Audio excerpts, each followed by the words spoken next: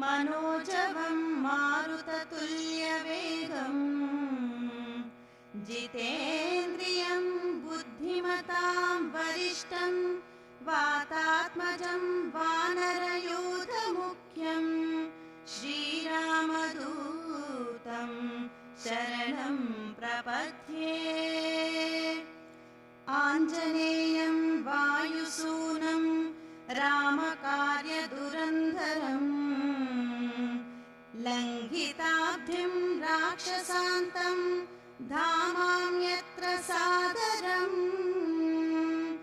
अञ्जनागर्भसम्भूतो वायुपुत्रो महाबल कुमारो ब्रह्मचारी तस्मै श्री हनुमते नमः।